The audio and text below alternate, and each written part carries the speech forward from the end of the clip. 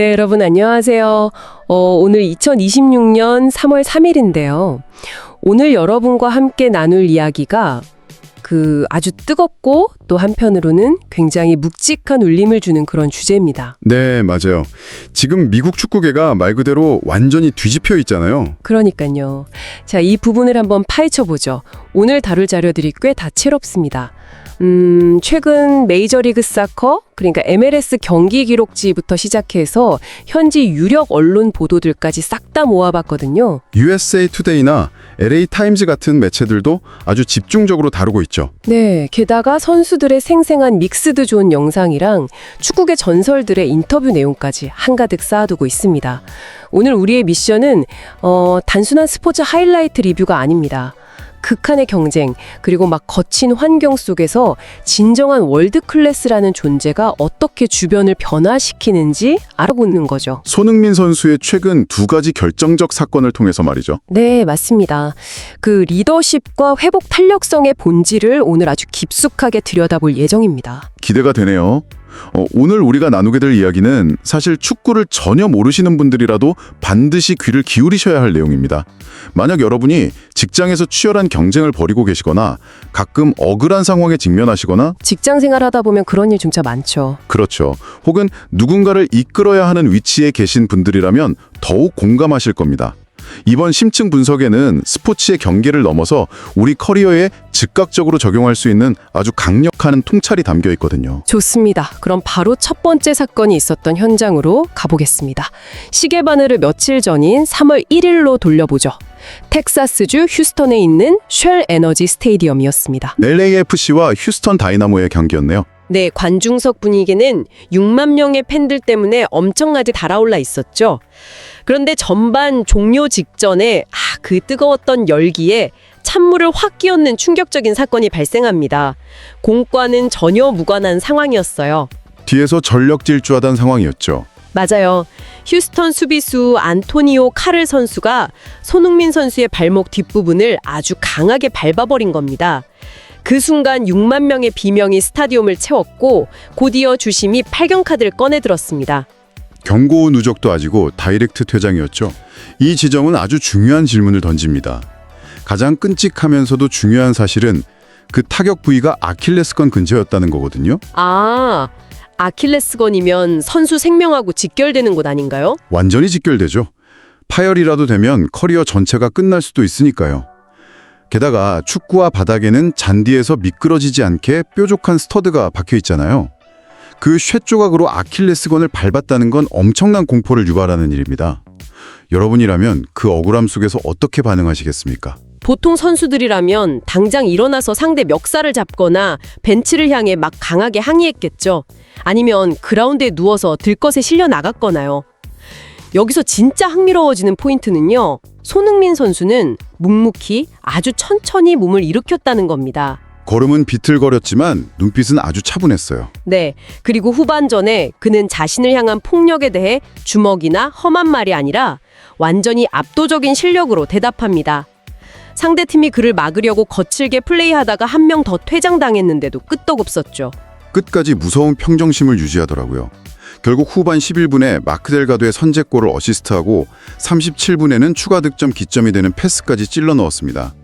여기서 매력적인 부분은 감정 낭비 없이 실력으로 증명했다는 겁니다. 진짜 대단한 멘탈입니다. LAFC의 마크 도스 산토스 감독이 기자회견에서 목소리를 떨면서 한 말이 있어요. 발목에 스터드 자국이 선명했다. 자칫하면 우리 팀의 심장을 잃을 뻔했다고요. 이걸 우리 일상이나 직장 생활로 치환해보면 느낌이 확 옵니다. 내 프로젝트 망치려고 누가 사내 정치학원에 비열하게 공격해올 때 말씀이시죠? 맞습니다.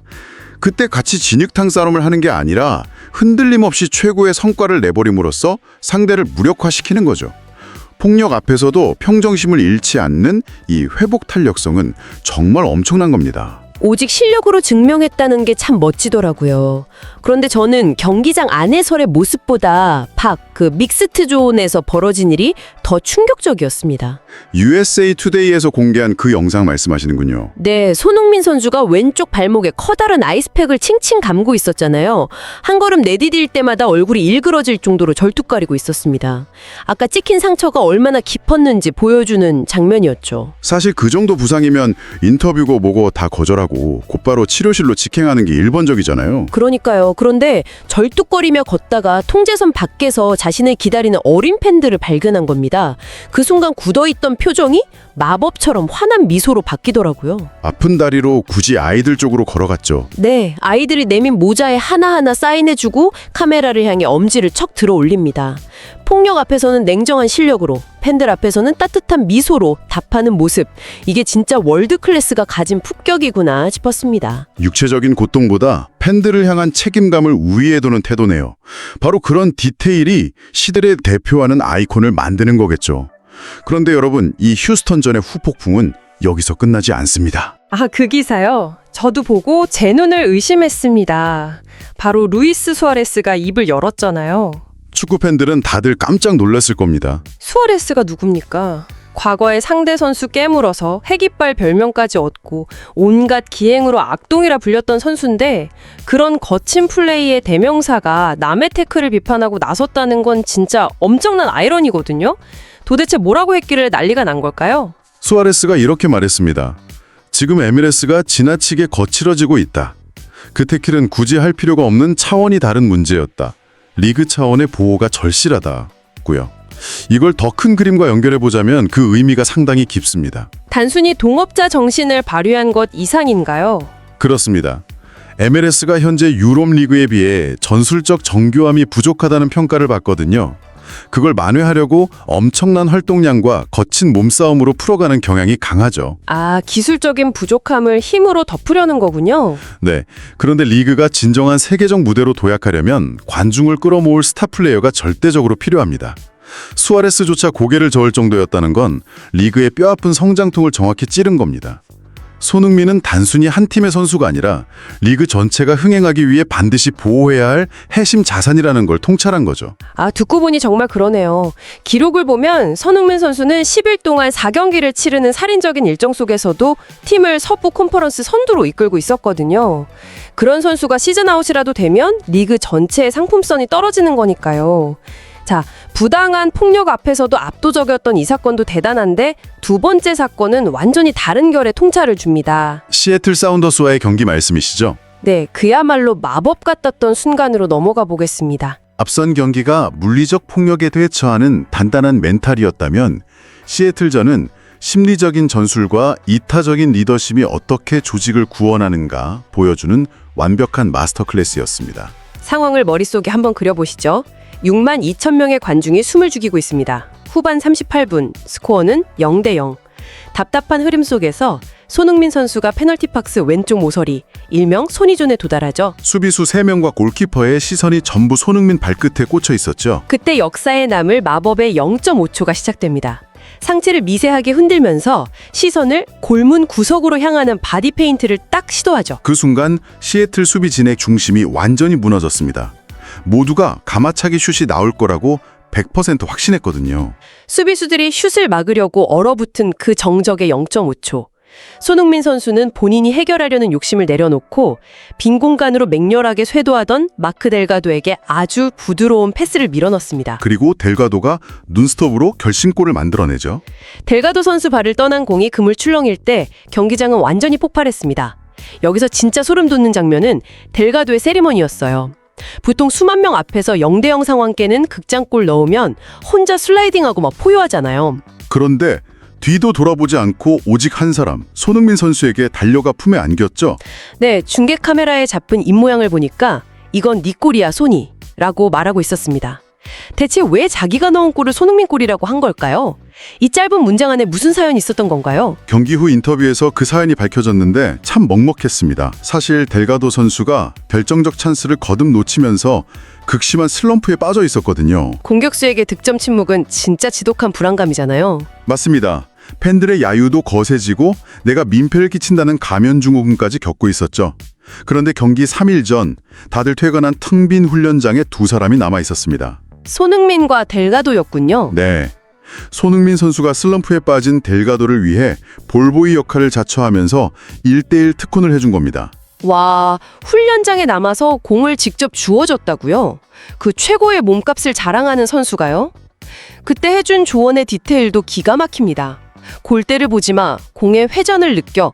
네가 차는 게 아니라 공이 스스로 가게 만들어. 델가도가 실수할 때마다 끊임없이 공을 주워주면서 괜찮아, 다시 해보자고 격려해줬다고 합니다. 바닥까지 무너진 동료의 멘탈을 하나하나 다시 조립해준 거죠. 대단하네요. 여기서 우리가 절대 놓치지 말아야 할 전술적 디테일이 하나 더 있습니다. 영상을 다시 자세히 분석해보면 손흥민 선수는 패스를 건네고 제자리에 구경만 한 게 아닙니다. 패스를 주자마자 반대편 골포스트를 향해 전력 질주를 했어요. 완벽한 패스를 줬는데 왜 굳이 다시 뛰어간 거죠? 만약 슈팅이 빗맞거나 골키퍼 맞고 튕겨 나오면 자신이 쇄도에서 마무리하기 위해서였죠. 조직 행동론의 관점에서 보면 이게 바로 심리적 안정감을 부여하는 완벽한 리더십입니다. 아, 기회를 양보하면서도 네가 실패하더라도 내가 뒤에서 백업해 줄 테니 두려워 말고 차라. 이런 무언의 메시지네요. 그렇습니다. 저는 이것을 그림자 리더십이라고 부르고 싶습니다. 동료를 완전히 믿으면서도 실패의 순간까지 내가 책임지겠다는 이 헌신, 이게 슬럼프에 빠진 동료를 구원한 진짜 비결이었던 거죠. 그래서 이게 다 무슨 의미일까요? 단순히 축구 잘하는 선수의 미담, 그 이상이죠. 전 세계 레전드와 언론 반응만 봐도 알 수 있습니다. 지네딘 지단은 위대한 선수는 혼자 빛나지만 전설적인 선수는 주변을 빛나게 만든다고 극찬했고요. 티에리 앙리 역시 탐욕이 없는 왕이라고 분석했습니다. 바디페인트 하나로 수비수 3명을 무너뜨렸다고요. LA타임스도 단순한 득점원이 아닌 팀 전체를 끌어올리는 존재라고 평가했죠. 그리고 경기 후 라커룸 영상에서 손흥민 선수가 조용히 델가도의 어깨를 감싸며 딱 한마디를 건넸다고 합니다. 내가 말했잖아. 할 수 있다고. 네, 자신의 공을 내세우지 않고 온전히 동료가 스스로 일어설 수 있게 돕는 모습이었죠. 오늘 심층 분석에서 우리는 겉보기에는 전혀 달라 보이는 2가지 사건을 다뤘습니다. 휴스턴전과 시애틀전이었죠. 휴스턴전에서는 악의적인 공격 앞에서도 폭발하지 않고 실력으로 응수하는 굳건한 멘탈을 보았습니다. 시애틀전에서는 깊은 슬럼프에 빠진 동료를 위해 스포트라이트를 양보하고 뒤에서 안전망이 되어주는 그림자 리더십을 확인했고요. 네, 여러분, 이것은 단순히 스포츠 채널 영웅담이 아닙니다. 여러분의 회사나 프로젝트 팀 내부 모습과 완벽하게 겹쳐집니다. 부당한 전제를 받을 때 감정에 휩쓸리지 않고 성과에 집중할 수 있는가? 무너져가는 동료를 경쟁자로 볼 것인가? 아니면 기꺼이 손을 내밀어 심리적 안전망이 되어줄 것인가? 오늘 사례들이 훌륭한 해답을 제시해주고 있습니다. 정말 고개가 절로 끄덕여지는 분석입니다. 오늘 다룬 이야기들이 여러분의 치열한 일상 속 난관들을 헤쳐나가는데 하는 작은 통찰로 작용했으면 좋겠습니다. 함께 이 여정에 동참해주신 여러분께 진심으로 감사드립니다. 저도 오늘 이야기 참 즐거웠습니다. 자, 이제 오늘의 탐구를 마무리하면서 여러분께 마지막으로 질문을 하나 던져드리고 싶습니다. 흔히 우리는 스포츠나 직장 생활의 위대함을 득점, 연봉, 고과 점수 같은 숫자로만 측정하려고 합니다. 머지않은 미래에는 AI가 모든 것을 완벽하게 계산해내겠죠. 모든 게 수치화되는 시대니까요. 맞습니다. 하지만 오늘 이 2 사건을 보면서 이런 생각이 들었습니다.